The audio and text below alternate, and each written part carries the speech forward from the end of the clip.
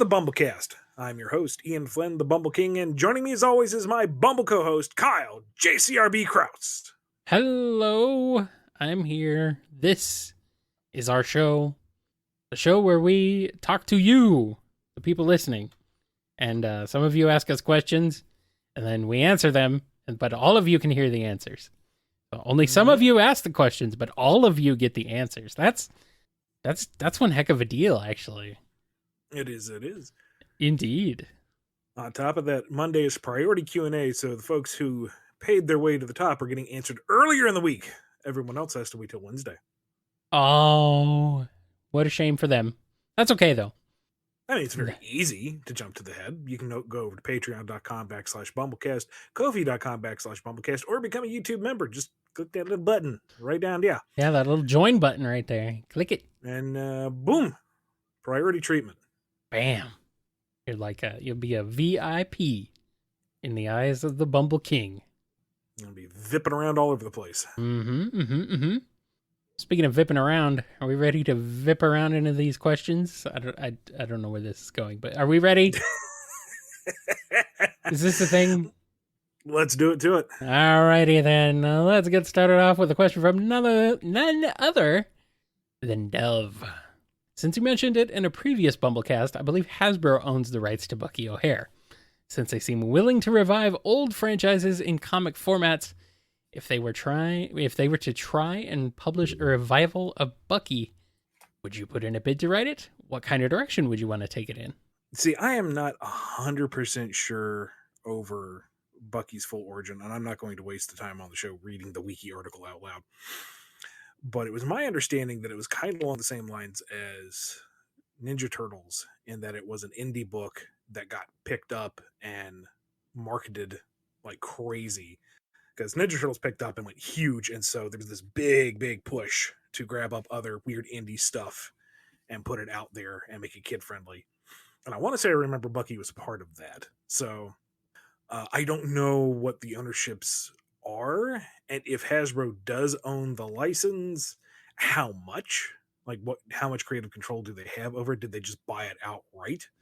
Or are the original creators still tied to it? Kind of like how is it Kevin Eastman? It's Eastman. Yeah, Eastman is still tied. I mean, Nickelodeon owns half, but he still has some control over it. So that would be the immediate concern for me: is where are the original creators on the project? Yeah, I'm receiving word that it was an independent book that was picked up. Okay. So I don't know the ownership of it though, but currently, but that's what it was. One of those things following the success of TMNT. And if it's an instance where, like, let's just say for the sake of discussion that Hasbro did buy the rights outright, I would still be more inclined to let the original creators take a crack at it than, swoop in behind and build on their foundation. But if they weren't approached, or if they didn't have any interest in it, or Hasbro wanted to do something else, I don't know. I'm not super familiar with Bucky. I'd have to read up on it and get myself well versed, because maybe it's the kind of series that could benefit from just a continuation. Did it end on a cliffhanger where there's some unresolved issues that the hardcore fans would want to see addressed? Or is it something that didn't have much of direction or was fairly self-contained, so it could benefit from a new approach, in which case that would be fun. And I still need to do the research to know what to put in there to be Easter eggy and fun for the fans of the original series. But it would be a multi-layered approach. Like, I want to know where the original creators are, what their involvement is. I don't want to step on their goodwill if I were to be brought onto a project like that. And then I would need to get into the guts of it and learn about the series to make sure that I did a good job with it. Right. Yeah, I mean, I think the kind of tone that they struck with the cartoon and with the game would work pretty well. I think you could do something similar. You'd probably be like, I don't know, I'm thinking like Cosmo.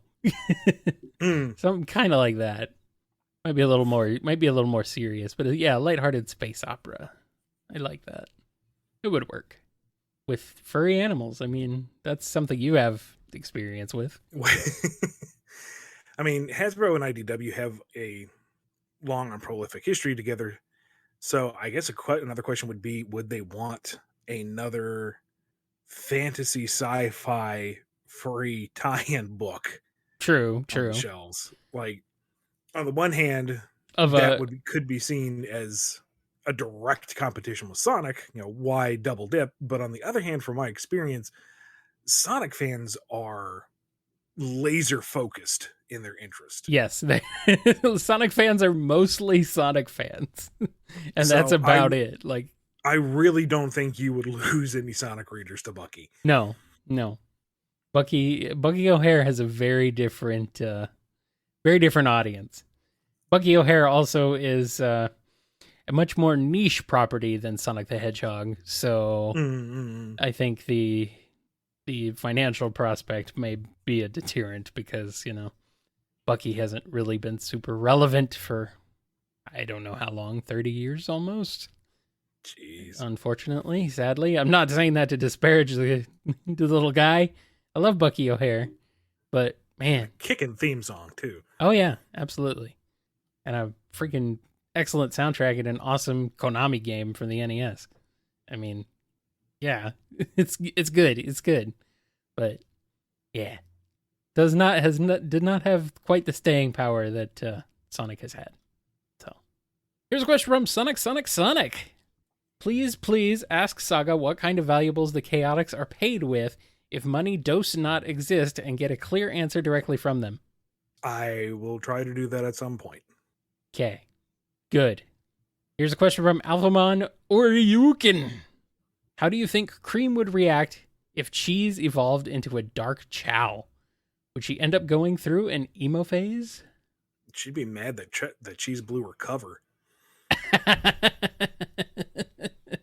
Oh boy. Uh-oh. Cheese, I had everyone fooled.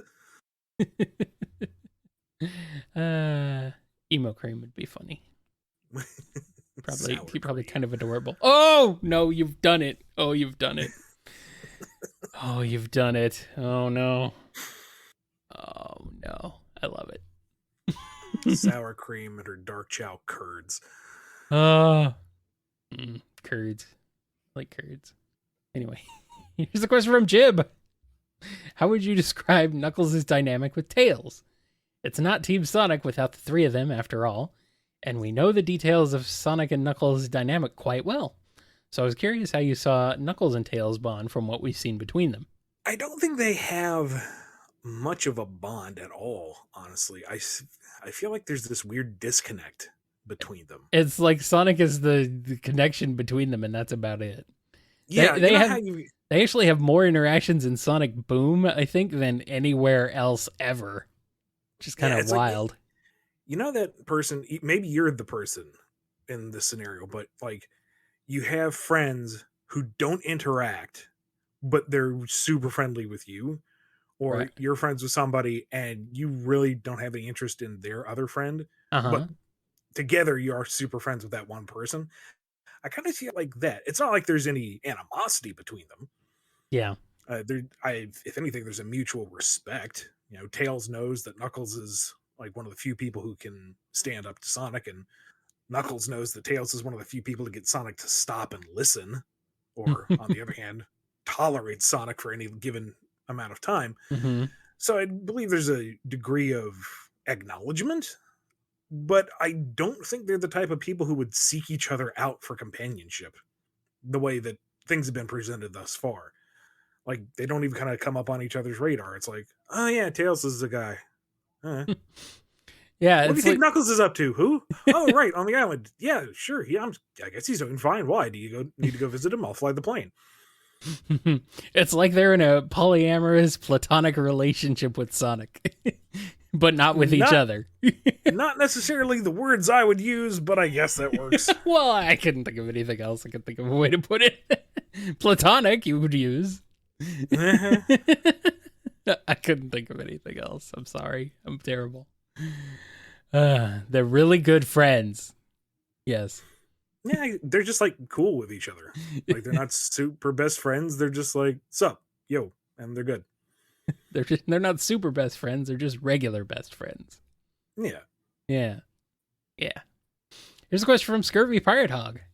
In the spirit of Halloween, for one night only, the Sonicast and the IDW crew are transformed into Halloween monsters. Vampires, ghosts, etc. What do each of them become? And how do they feel about their new forms? Well, I'm going to default to the games on this one for the most part. Sonic would be Werehog. I mean, come on, that's baked in. Shadow's got that kind of vampire costume. It's not my favorite alternate look for him, but it works. Yeah. We've got a bit of a witch thing going on for Rouge. Yep. Twice over, come to think of it. Her newer design is way better than the SA2 one. Goodness. Knuckles, I'm kind of torn because on the one hand, he's got kind of that Egyptian vibe going on with the ruins on Angel Island and elsewhere. There's that big sarcophagus boss. There's the kind of walking Tutankhamun looking like thing in Sandopolis Zone. So kind of inclined to maybe go Pharaoh or Mummy. Yeah. But unfortunately, that kind of comes with visual parallels to Interjack, and that kind of poisons the well right there. So on the other hand, he does fight ghosts a lot, and he has to deal with, all of his kind being dead. So maybe Ghost is a good theme for Knuckles. Maybe. Or he's the monster hunter. Maybe he's like Van Helsing. Or Simon Belmont. Or a Ghostbuster. Yeah, sure. Why not? Tails would build him the tech. Yep.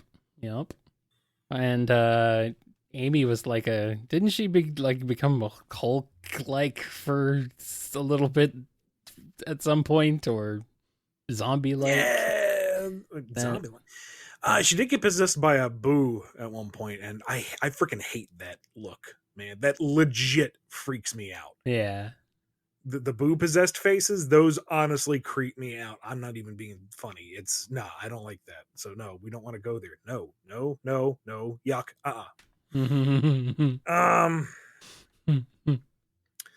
I don't know, because the Grim Reaper outfit for Metal Sonic, which I insist must be called Death Metal. Yes, of course.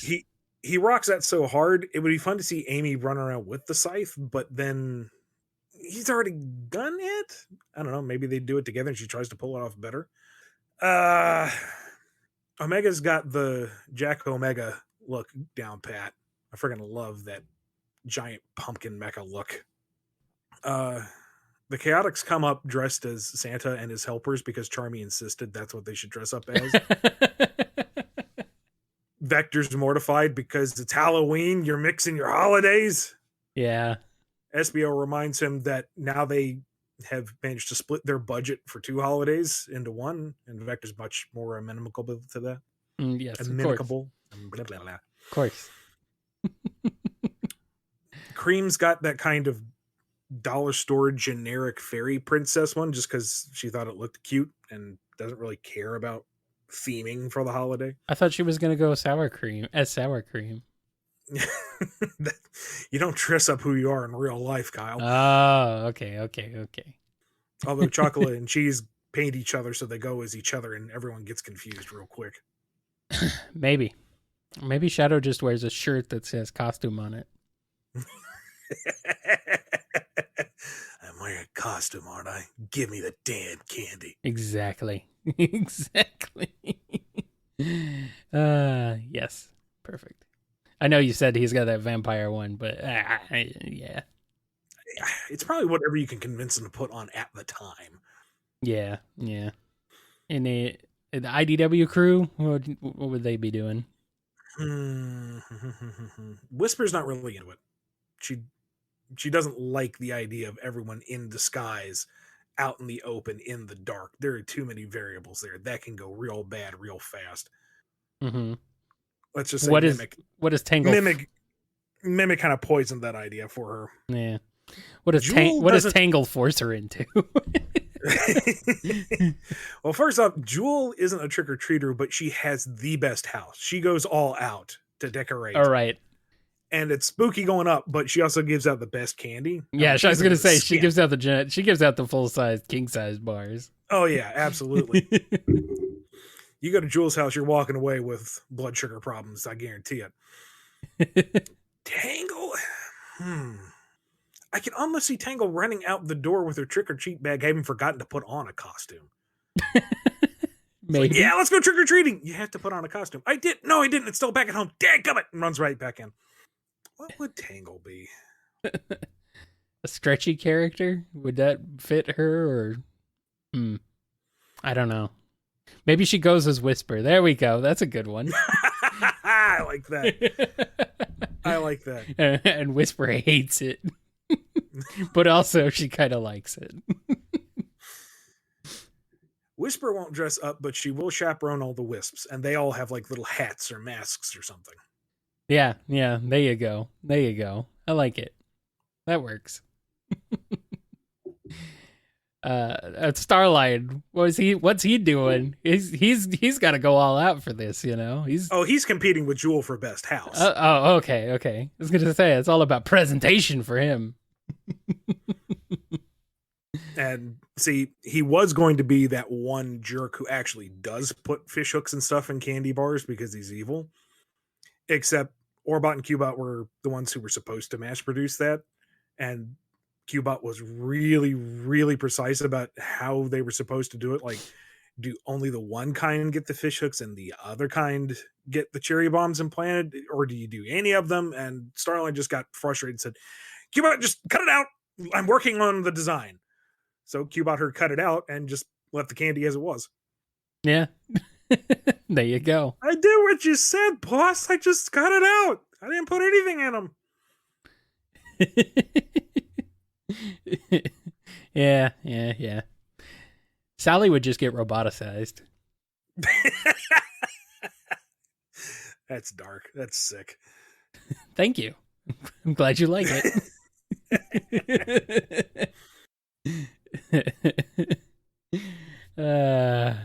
I don't know about the other freedom fighters. Maybe Brother had big plans, but he got too preoccupied with building his candy launcher. Maybe Bunny, to offset her normal cowgirl-esque style, would instead go as a pirate. The classic matchup. Whatever she dresses as, Antoine has to dress up as the same. Oh, darn. And he is not entirely into this. He looks like the fuel. Why would he have to be dressing up as someone he is not? We can simply be going to the store and buying this candy. Why are we having to go door to door and begging like the poor person?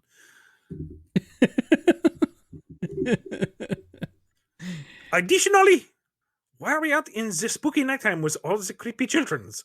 Could we not be just going to the store and buying the candy? Can we not just come back the day after? It shall be cheap. The chaotics are there. They told me about it. You've turned into your voice has become more Don Carnage than Antoine. and I love it. Great. Stick in the mud, Antoine, though. Typical. All right. I think that's enough for now. Let's move on to this question here from Digama. Have you listened to the Sonic the Comic, the podcast, where a pair of Sonic the Comic fans revisit their childhoods by reading through it an issue at a time, offering a fascinating peek as what it was like to be around your age in the 90s, but in the UK? If not, you should. It's a fun listen. David Marriott was even a guest on one ep. I have not. I am aware of it, but I have not listened to it. Yeah, I actually didn't even know about it until we got this question, so it's cool, though. I like that.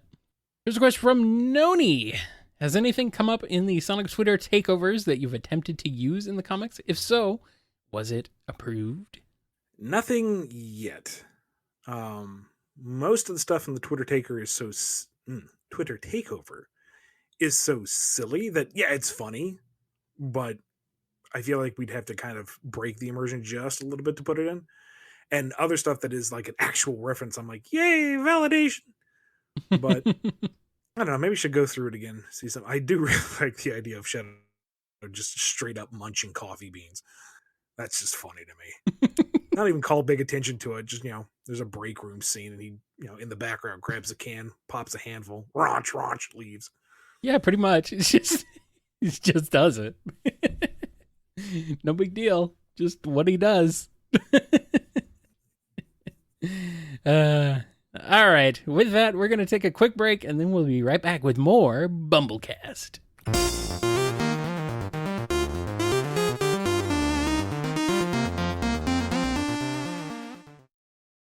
We have returned with more questions to answer. So let's get to it. Here's a question from Censored. Since both Christine Cavanaugh and William Wyndham are no longer alive, who would voice Uncle Chuck and Bunny Rabbit if they appeared in a game? Also, it's Rabbo, isn't it, technically? Rabbo. Well, that was my invention, and that might be lost to legal brouhaha. So Rabbot is the legally safe version. Okay. As far as I know. Sure. Whatever. Anyway, what do you think? I don't know, honestly. We've covered this in the show in the past. I'm really bad with voice actors in general. Right. I had some thoughts personally, and I'm getting some decent suggestions from our chat that we have during the recordings. And let's see. For Bunny, there's always the actresses who took over for Cavanaugh's roles after her passing. So, like Candy Milo, who was the voice of Dexter, or even Nancy Cartwright, who took over for Chucky. I think both of them could pull off a good Bunny voice. Mm. I mean, otherwise, there's always Tara Strong. I think she could do that in sort of Southern Belle style very well. Very well. And Uncle Chuck, for some reason, I'm like really getting like J.K. Simmons vibes. I can't think of anybody else, so but I was like, yeah, I could kind of work. It could. It's just J.K. Simmons is so powerful, even when he's not trying to be.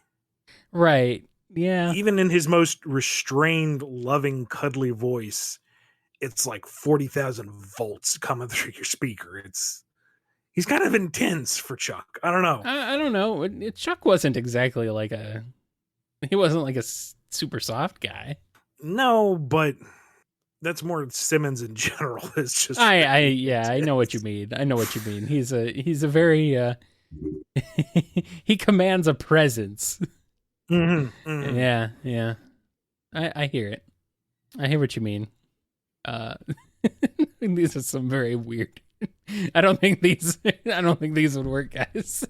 Yeah, Samuel Very L. weird Jackson as Uncle suggestion. Chuck has the same kind of intensity issue. But it would be amazing. I'm not going to argue that. No, but I'm seeing the guy who voiced Splinter in the 2012 TMNT show. Yeah, maybe. Maybe it could work. Or Mark Hamill. I keep seeing David Tennant. I don't know. He doesn't. David Tennant, like, his voice is he has a very distinct voice. And it's not.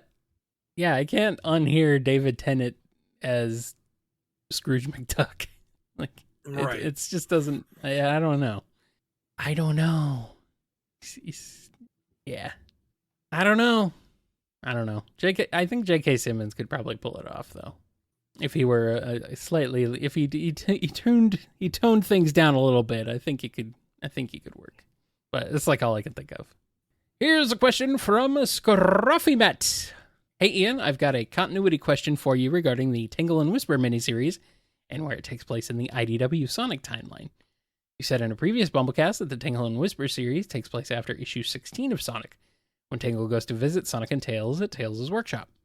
This seems to check out initially, as Tingle says it's her first time seeing Tails' workshop, and she updates Sonic and Tails on her recent encounter with the Babylon Rogues. But there's something that feels a bit off to me.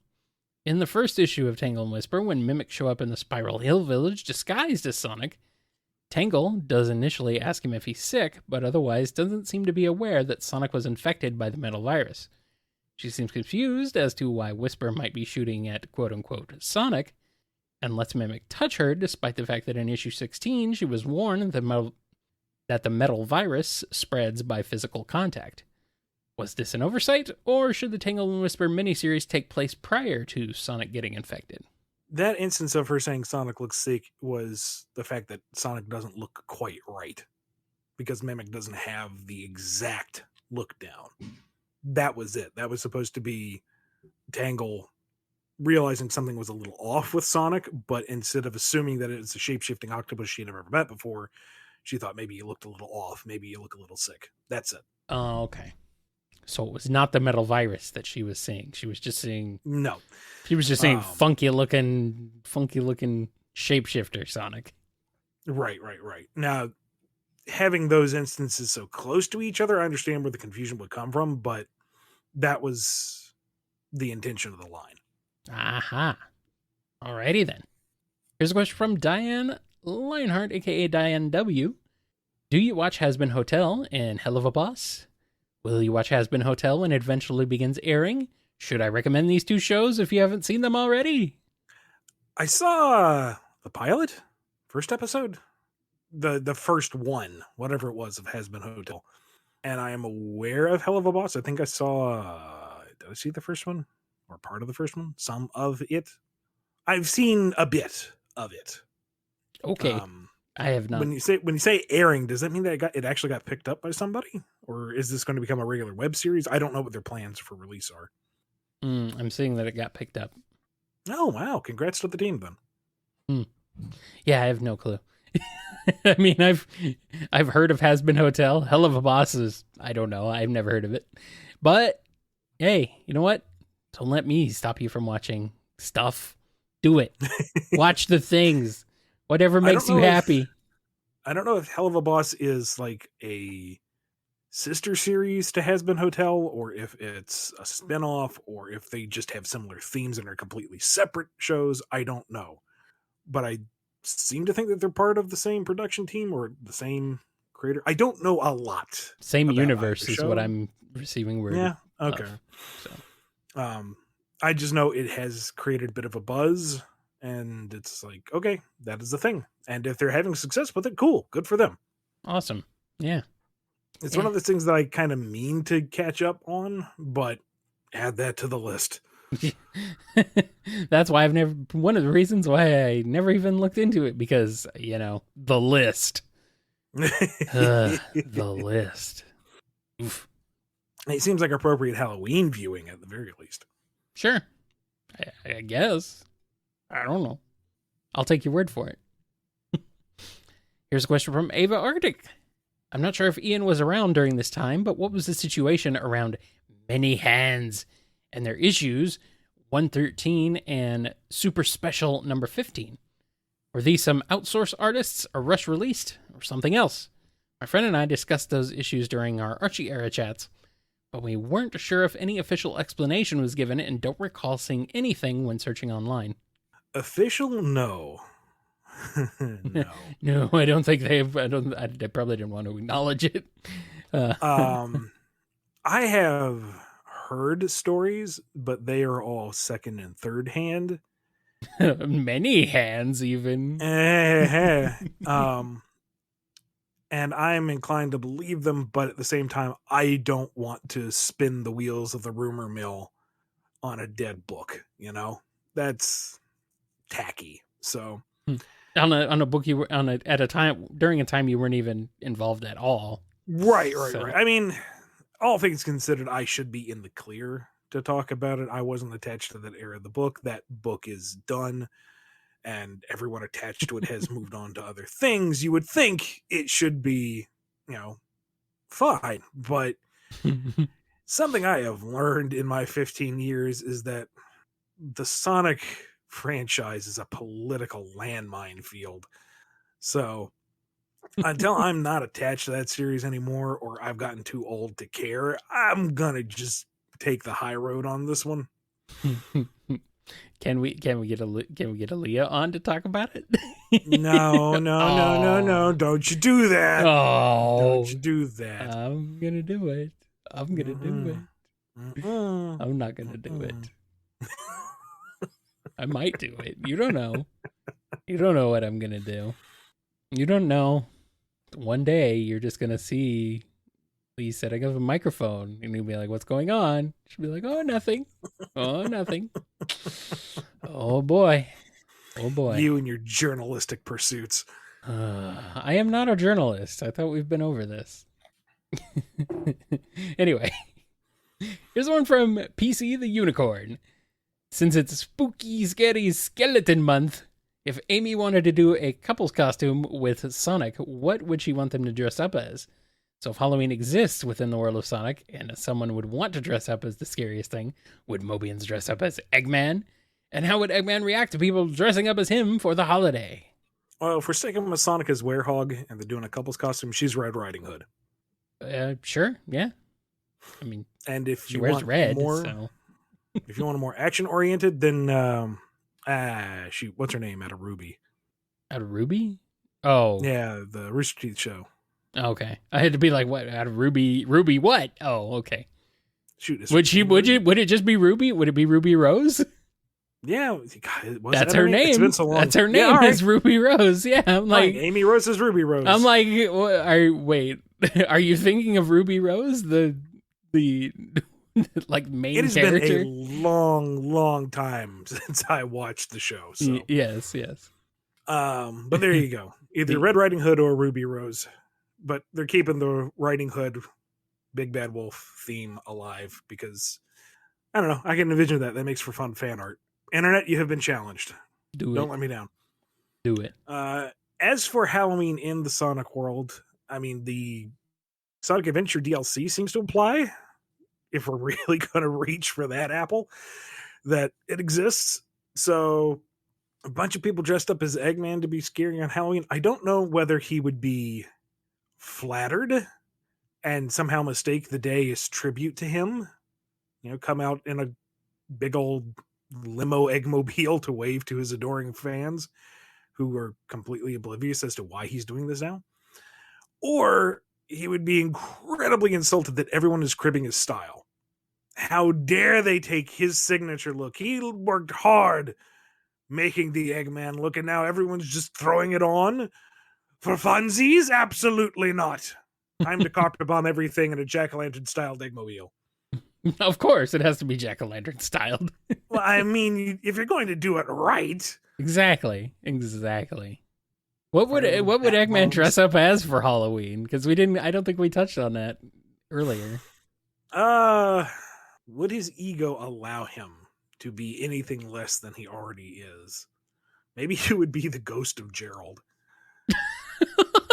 That's dark. Oh, you told me I was being dark, and that's kind of dark. It's the man he most respects, the one who nearly destroyed the world, and it has to be a ghost because it's Halloween. It has to be scary. So there. Maybe he's just dressed up as some other incarnation of Robotnik or Eggman. Maybe he just dresses up as he's classic Eggman for the day. Maybe. Eggman Egg is walking around and people are going, "Oh, nice costume, Eggman." I'm not Eggman, but I am Eggman. Don't confuse me with Eggman. Even though I want you to think I am Eggman, the best Eggman, I'm going back to my future. I'm confusing myself. Wah. You're dead anyway. Get out of here. And then Eggman's brother Steve shows up. I do. Now, if we're talking Boom Eggman, he would totally get into it. He would have a wardrobe of costumes to maximize candy consumption. For some reason, I feel like every incarnation of modern Eggman is canon. Like, so Boom Eggman is the same Eggman as Game Eggman, and then same as all other cartoons. So, like, ever since the Sonic Adventure era, he's always been the same guy, like, no matter what. So I feel like he would, even in the games, he would be very, very silly. I feel like. Or maybe Boom Eggman would just dress up as Sonic. He kind of did that once. No. Here's a question from Speedweed. Given Samus's portrayal as this badass solo space warrior that murders space pirates, destroys literal eldritch copies of herself, and just generally blows things up on the usual. We don't talk about other M's portrayal, of course. Would it be going against that character to pair her up with someone? Weird question, I know, but it's always kind of felt weird whenever she was paired up with literally anyone. And maybe that's just because I played way too much Metroid to begin with, but I guess the same could really be said for the aforementioned characters, right? Yeah, I don't know. If you were going to have Samus buddy up with somebody on a mission, the focus would have to be on how weird that is. Like, whoever is with her, one, either needs to keep up somehow, which is a tall order, Yeah. or bring something to the table that Samus can't do on her own, which is also kind of hard to do because she's pretty darn capable in and of herself. Now, maybe someone who is a particular specialist with this alien tech so that they can get her into places that she can't. She doesn't have to run 40 square miles to find the special beam cannon upgrade to open the door. This person can just, hack the terminal themselves or something. Mm-hmm. I wouldn't mind seeing Anthony come back from Other M only insofar as he treated her respectfully as someone who knew what she was doing and had had a personality and could handle himself. Handle himself. I'll try to say that handle his own at the same time. That came out as garbled mess. Handle himself. He could do all right. He didn't need to be the one to rescue her from Ridley, but that's a problem with Other M, not with Anthony. So having someone who is big and boisterous and friendly and outgoing paired with Samus, who is very reserved and isolated in a lot of ways, could be interesting just to have that odd couple dynamic. He would be able to do things in the story and not need Samus to save him all the time, which would make that kind of thing tiresome. But he wouldn't be in the position to overshadow the main character either. So, I don't know. If anything, I could see that kind of scenario going along. Galactic Federation sends him as the liaison, and because he's got a history with Samus, if there's any kind of eerie background double dealings going on, he would shoot straight with her. He wouldn't try to maintain rank. He knows that Samus needs to be on the up and up with everything. And Samus wouldn't feel dragged down or saddled with somebody in his instance. So in that regard, I think you could do a story like that with what's given.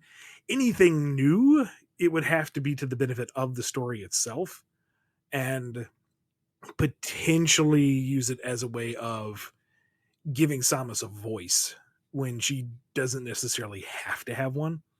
Like, one of the issues I had with Fusion was all the inner monologue. I mean, Other M does it way worse, but there was a lot of Samus talking to herself in Fusion, and it was weird. Whereas in Dread, no spoilers, she is very, very minimal in her presentation, but it speaks larger volumes because of it.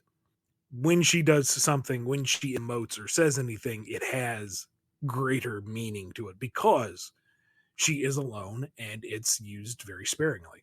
Right. So if you had like a skeet to a booster gold type of thing, someone to think aloud or to explain things to Samus, which is to say to the reader, to move things along, so to keep her in that kind of isolated state, that could potentially work. Or if she was paired with a character whose entire thing was being stealthy and not directly combative and doesn't blow things up. Perhaps someone who's meant to be more diplomatic and having that friction with Samus, who is all about blowing it up. That could be an interesting dynamic, and to see the virtues of both approaches. But it really would depend on the story itself and how Samus is being utilized in it. It could be done. It would be weird. Yeah. I can't see her in a romantic relationship, though, really. No. No. No, doesn't really work.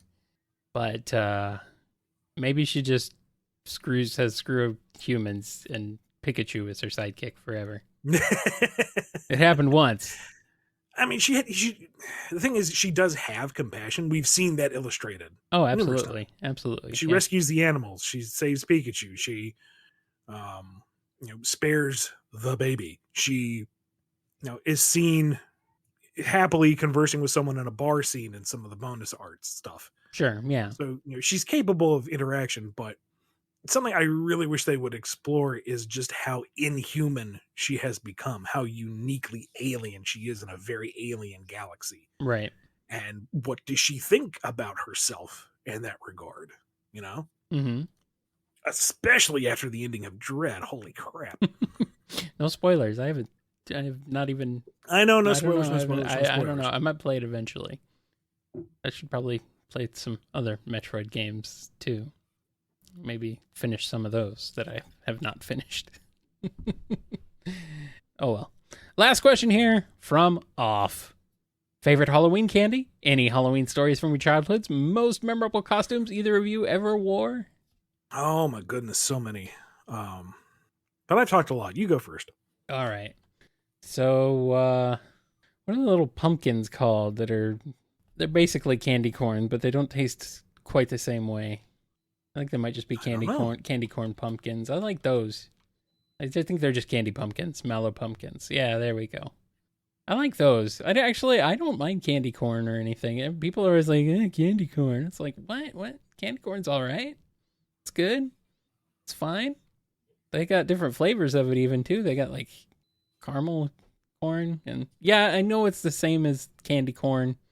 I know it's the same thing, but there's something like slightly different about it. I think it's like just the amount of it, maybe. I don't know. I'm also a fan of Charleston Chews, which I think is another one that people kind of crap on. So I don't know. I guess I just like the crappy candy. Good old Dots, though. Dots are great. I mean, as long as you don't mind getting your fillings pulled out, then you can have some Dots. Or Red Vines. Yeah, I like all the candy. I think that people are like, I don't want those. What about you, Ian? I got turned on to Aero bars once I moved up north. Yeah. And if you don't have them in your region, it's basically milk chocolate with kind of air bubbles in it to give this very light taste to it. Yeah. And what's really good is if you have like 2 or 3 of the little Halloween snacky sized ones with a banana. So you have like just a bite of Aero bar and a bite of banana, and you get that chocolate banana mix. And if you get just the right ripeness of the banana, it's kind of almost the same texture as the Aero bar. Mm-hmm. And it's like having a chocolate dip banana, but really cheap version. And that goes down real fast. If there's more than one banana on hand and more than a fistful of arrows, I'm in trouble. Oh, I also love Milky Ways. I pretty much love anything with caramel in it or caramel, whatever you want to call it. That's my jam right there. It's kind of an understood thing within all households that I'm connected to that the Kit Kat bars are mine. I will share because I am a benevolent monster, but 80% need to come into my gaping maw because them itty bitty little one bite bars, just I will tear through those like a cartoon beaver through a redwood. Just What's funny is, I mean, I like Kit Kats, but they aren't my favorite. So, that works out, I guess. Yeah, you can have your those. half. You can I'll take your share. You can have some quite readily. I'll eat them. I like them, but I mean, I'm just not going to, work them down. I love me some Kit Kats. Love Kit Kats. Yeah. I like the white chocolate Kit Kats better than the regular ones, but that's just me. See, I want regular Kit Kat. I'm not really fond of all the other flavors. They got it right the first time. Don't mess with it. Yeah. York peppermint patties. M&Ms, honestly. Just go old-fashioned M&Ms. Yeah, I like peanut butter M&Ms or caramel M&Ms. Either one. I like both. Regular M&Ms are okay, but you can do better. Well, Next time we host some Halloweeners, I know how we can split the leftover candy. Yeah, yeah. People make fun of Werther's originals too, but I mean, literally, they're just solidified caramel. So gimme, or actually, no, they're butterscotch, aren't they? Whatever they are, they're delicious. That's what they are. There. Halloween memories for you? Um, I mean, I certainly I've had a good time, like going around. God, I remember, how old was I? I would have been like probably in middle school, and I remember going around trick or treating for hours with a few friends of mine. We were just wandering around my neighborhood, going to literally just about every house that had the lights on, and we were out forever. So I came back with like this Santa-sized bag of stuff. Nice. It's like, okay, this is excessive, but it was awesome. Um, Otherwise, I remember, geez, trying to remember. Like, I had one of my favorite costumes. I've had two costumes that I loved.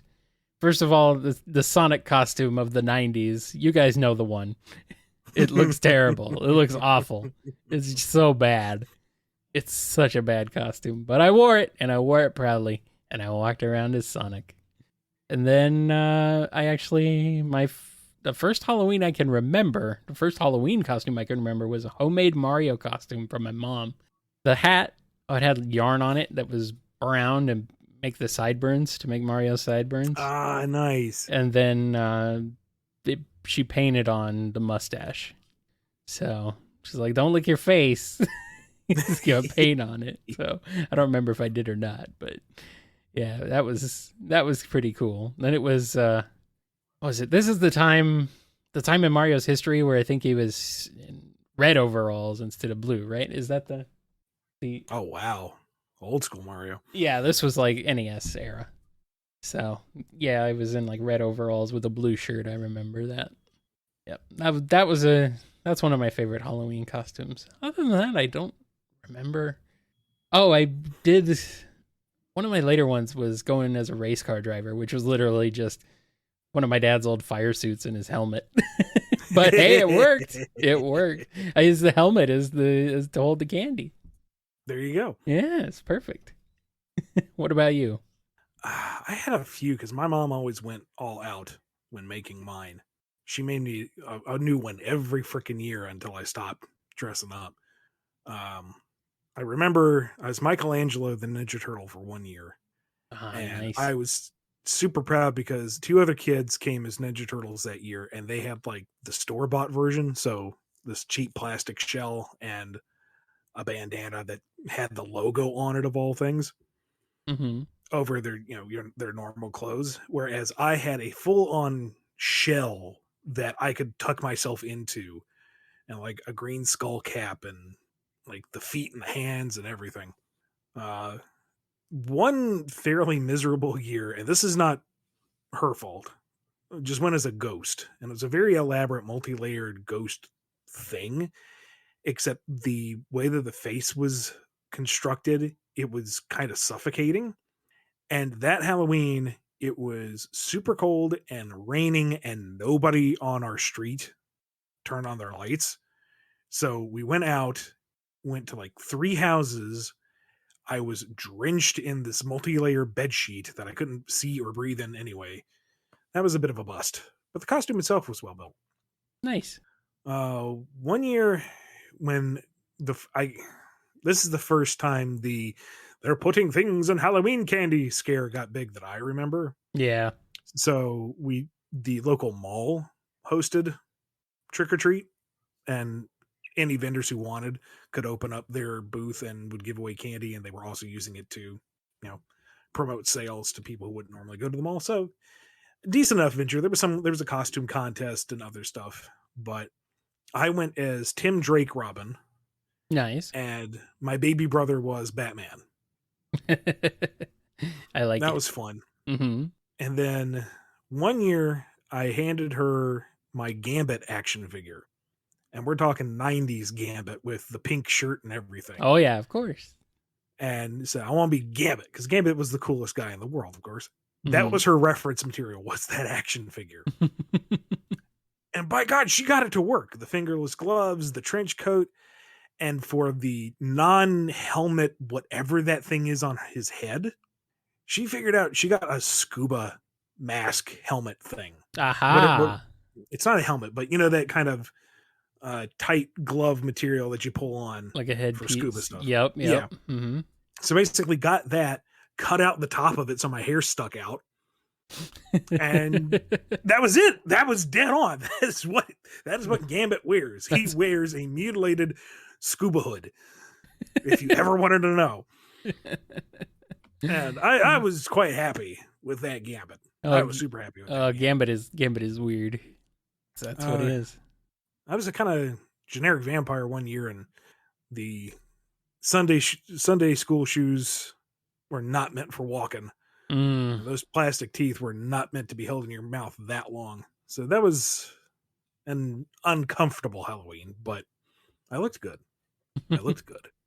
Nice. I think that's about it. Now I want some candy. Every time I go to the store, they have like the piles and piles of boxes for people to just, buy and hand out. And it's like, we don't do trick-or-treaters in my condo complex. If I buy this box, it's going to be for the house. I shouldn't buy this box for me and Aaliyah. No. That's irresponsible. Yeah. Could be a year-long supply. You'd have to spread it out real thin, though. Or maybe it'll do what last year did. And last year, COVID's in full swing. Yeah. It's past the point of what's going on, and we're well into, okay, things are bad. They still stocked up on those boxes. They hadn't sold them by Christmas. Wow. They were still stacked to the ceiling. Please buy these boxes of chips and candies. I was like, no. Yeah. I think they probably put their orders in for that like back in June, so they were just kind of stuck with it. Or earlier than that even. Yeah, it kind of sucks, but oh well. Here we are. I mean, if you do go trick-or-treating this year with either yourself or with the wee ones, do be careful. Indeed. Be smart about it. Indeed. Well, before we wrap up this episode, I'm going to give a big thank you to all the folks who continue to make it possible through their financial support. Big thank you to Daniel H., Alex P., James K., John B., Jennifer R. Robotnik, Holmes, Samuel P., Sam Cybercat, Torchbound, Justin G., Mike B., Bradley TT, Coupling Crew 128, Duas Dizdin, Diane W., Andrew D., Scruffy Matt, Chris A., Sunny Salucha Cat, Dave M., John M., Off Nani, Don B., Yami M., Lee HK, Lisa M., J. Frost, Chevelle, Jib, Hero of Light 13, Piggybank, Blue Title Gamer, Ryan D., Tick Tick, Speedweed, Final Neil, Justin S., Jonathan D., Rachel W., Godzilla, Chaos Universe, Sonic Legacy, Dabbler the Dalek, Daniel B., PC the Unicorn, Ben Wolfsbane, Dove, Red the Super Namek, Pendolce, Invade Turbotunis, Joe S., Preston M., Carlos, Jennifer H., Chad, Alphamon or Yukin, Michael, Chico D., Renard Pixel, Les, Chase L., Owen BD, Fire Red XY, John the Real Waluigi, Noah S., Sapphire Scarletta, Spark Z, Turbo Crooker, Levy Loves Jojo, Kojiro Highwind, Nietzsche, Lewis J., Sandroni the Painter, Kimiko, Callum Q, Rad Ray, Alex the Border Collie, Ava Wolf, and Scurvy Pirate Hog. Thank you, everybody, for being a supporter of us and for your patronage and everything. Sometimes it's hard to believe that we've managed to trick that many people into giving us money. Not tricked. We've treated that many people. Okay. With our answers. And they in turn have treated us with their support. Yes. Okay, fine. If you don't think we've not tricked them. Not at all. Okay. Not at all. Okay. I have not the craft nor the wherewithal to be tricksy. Okay. Neither do I. It's true. It's true. We're pretty upfront about what this is all about, you know. And what you hear is what you get. And yet you guys still pay for it. Man. And that's why they are wonderful people and we greatly appreciate it. Absolutely. I think that's all we got. Yep. We will see you Wednesday for the standard Q&A. Until then, be good to yourselves, be good to each other, and we'll see you next time. You've been listening to the BumbleKast, a co-production of Bumble King Comics and the KNGI Network. Original theme music composed by Ken Coda Snyder. Remixed intro by T-Lopes. Find out more information, along with podcast feeder links, MP3 downloads, and more at bumbleking.com and kngi.org.